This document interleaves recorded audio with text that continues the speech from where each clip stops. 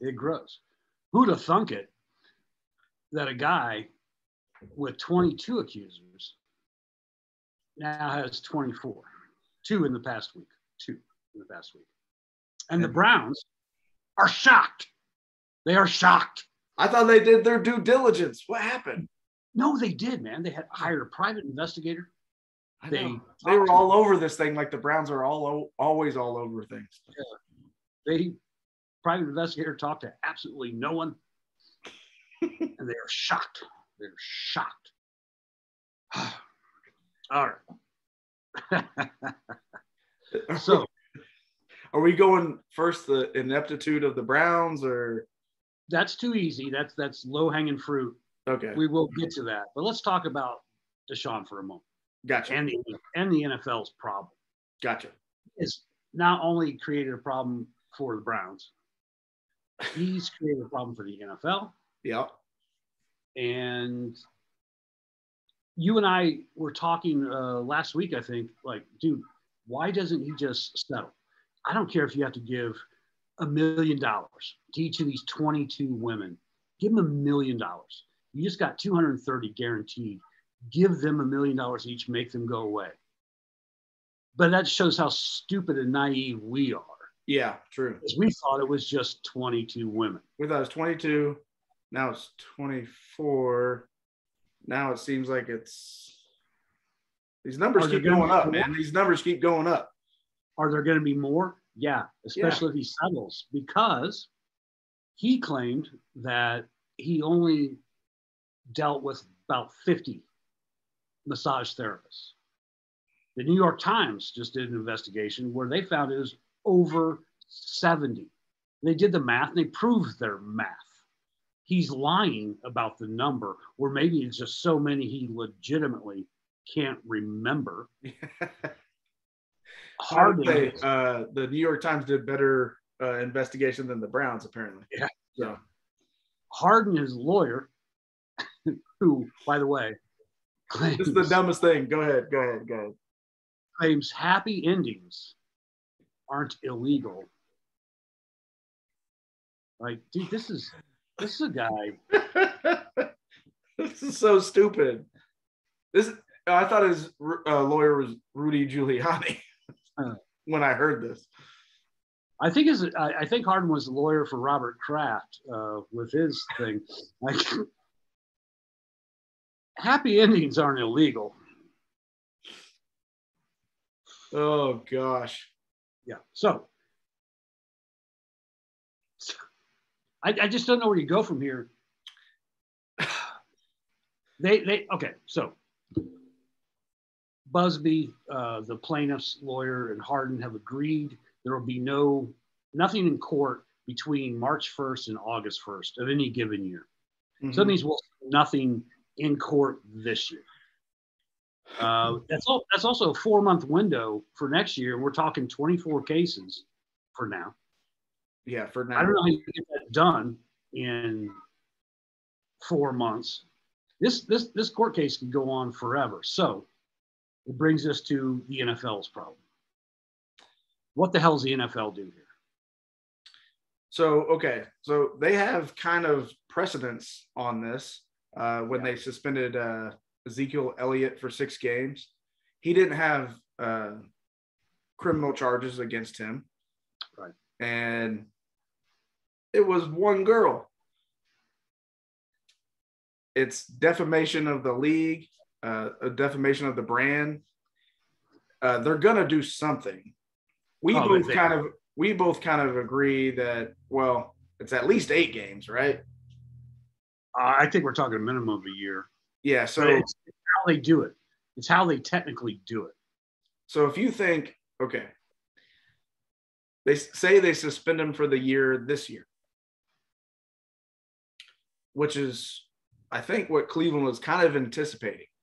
Obviously, by the contract structure. $1 million owed or against the cap this year. Right. Then all these suits, so you say 4 months. So say those get done by the end of the year. What do you do next year? So that means he's had 2 years away from football. Right. Is he worth $230 million at that point? Right. Look, I think the NFL is between a rock and a hard place. They have to do something this year, because if they don't, they look weak and they look like they don't care. They have to do something. At least 6 games. At least 6 games. I don't even think 22, 24 women. No, I think he's suspended for a year. Now, do they call it a suspension, or they put him on the so-called commissioner exempt list? So that's what I'm thinking. Like, if they do that, they put him on the exempt list and say, okay, next year, that's your suspension.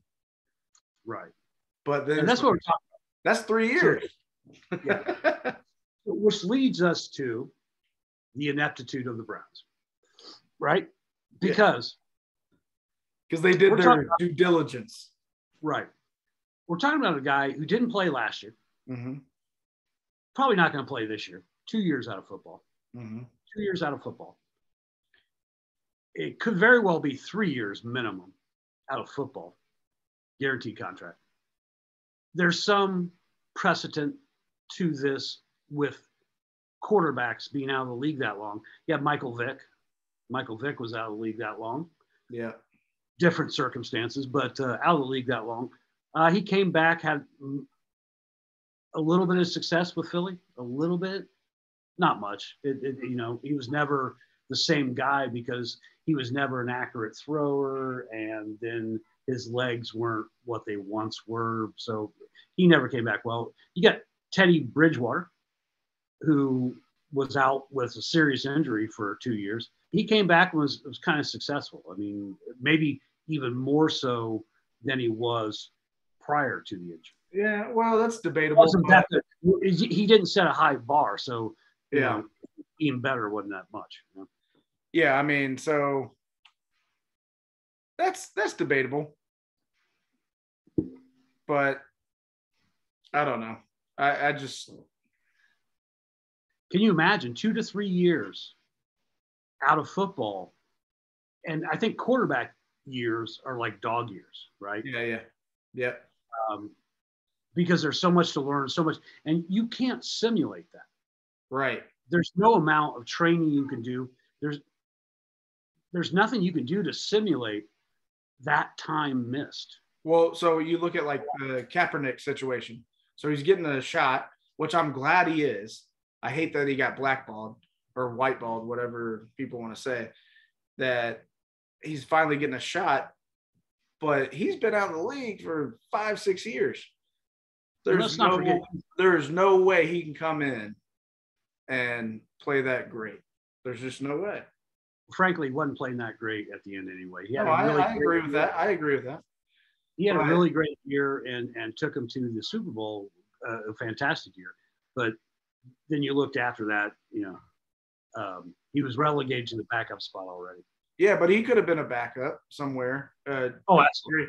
He's part of the one of 64. Dude should have a job. Huh? Dude should have a job in this league. He was definitely. That's what I'm saying. He could have been one of 64. So, absolutely. I'm just glad he's getting a shot. That's cool. I hope that works out. But so Watson, you're talking about long time outside of football. That's a big deal. It's a bigger deal than anyone wants to talk about. Whatever. Okay, so now we get to the ineptitude of the Browns. Yeah. Let's talk about how they handled this. From the get-go. You and I are always about athletes getting their money, right? Yeah. Look, you're talking about a multi-billion-dollar business, the NFL. The athletes don't get enough. They don't share enough. We are so pro-athlete. We are definitely like that side. Look, I just read an article today where it could be in the next year or two, the Golden State Warriors could have a payroll of $430 million if they re-sign all their players and they use the Larry Bird exemption, all this stuff. $430 million for an NBA roster. What's the salary cap in the NFL. 250? Are you kidding me? Yeah. For a 53-man roster? Mm-hmm. Yeah, that's insane. And I get it. The Warriors are going to pay luxury tax and all that. I get that. But $250 million. Yeah, they don't have a hard cap in the NBA. So they can pay the luxury. Right. Point is, NFL players get screwed. So every time. And it's the hardest one. Yeah. Every time one of them gets their money and people are bitching. Russell Wilson, there's a rumor that Russell Wilson might need $50 million a year. Yeah, he's going to get it. And you know what? He deserves it. Yeah. Because that's what it's going to cost you for a top-tier quarterback come next year. That's what it's going to cost you. And if Broncos fans or Kisla, the piece of crap reporter for the Denver Post, does he want championships or does he want his money? How about both? That's always the argument. Like, hey, take less money so we can win championships. That's what Brady did. Come on, man. Please. Get your money. Not everybody plays for 30 years in the NFL. Okay? I'm sorry about it, but that's the average career is 2 years. Get your money. Even given all that. Obviously, it's not standard procedure in the NFL to give guaranteed contracts. They'll give you signing bonuses. They'll give you a lot of upfront money and all this stuff. But they don't give guaranteed contracts. But the Browns, in their infinite wisdom, went out and gave him $230 million guaranteed. Yep. So that enables Wilson to ask for his $50 million, whatever. So what they did was set a precedent throughout the league. Yeah. Other owners are going to be like, what the hell, man? What are you guys doing over here? So I mean, there's a lot of big names that are coming up. Yeah. In contracts. And it's going to be a nightmare to manage salary caps. But whatever. That's okay. So the Browns, we're talking about their ineptitude. $230 million guaranteed. This guy might not play, as we just discussed. He might not play for 2 years for you. Yeah, you do have some really stupid moral clause in there that if he wasn't totally forthcoming with you, you could get out of it. I would suggest you get out of it. Yeah, this is not going well. As soon as possible. Yeah. As soon as possible, because it's not going well. And everyone is claiming that the Browns GM is some kind of genius. You're an idiot. Yeah. This guy is not a genius. This thing is Baker Mayfield's contract. They can't dump it. They owe this guy almost $19 million. No, it's guaranteed. They have 4 quarterbacks on the roster. 4. They're so cocky. They're so cocky. They go 230 to Deshaun. They owe Baker 19, and then they're like, you know what? You know, it'd be really good if we signed 2 other freaking quarterbacks. What are you doing before this season even starts? They signal to the rest of the league, we're over Baker. But, oh, shit, we forgot to deal him first. Yeah. Holy cow. So there's this perception there's no interest in Baker. No, it's not that. They're just letting the Browns hang themselves, man. Yeah, they know they're fucked. They are. So, what are you going to do? You owe this man. We're not going to pay it. Yeah. How about you pay it? Or I'll tell you what, if you pay 15 million of it, we'll pick up the other 4 million. We'll give you a 6-rounder. Why not? We'll give you a 6-rounder next year so you can save face. That's what's going to happen. Yeah. That's what's going to happen. Or they're going to cut him. He gets the 19 million anyway. He does. And then he signs for what? 5 million. Yeah, 5 million for. It's the same.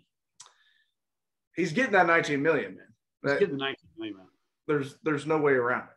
So, my greatest hope, because this is the worst thing I've ever seen in football, the stupidest thing I've ever seen in football in my lifetime. I hope they have to cut him.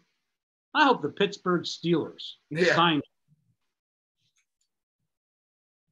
him. They're just so inept. Yeah. They're so. It's so stupid. I would have loved to have been a fly on the wall in that meeting when they're talking about it, like what we're going to do here. Like, yeah, when we signed Jacoby and then, yeah, come on, man. What are you doing? It's horrible.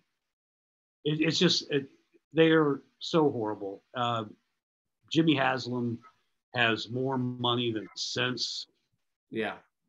This organization. Yeah. You know, you and I both lived in Cleveland for like 8 years.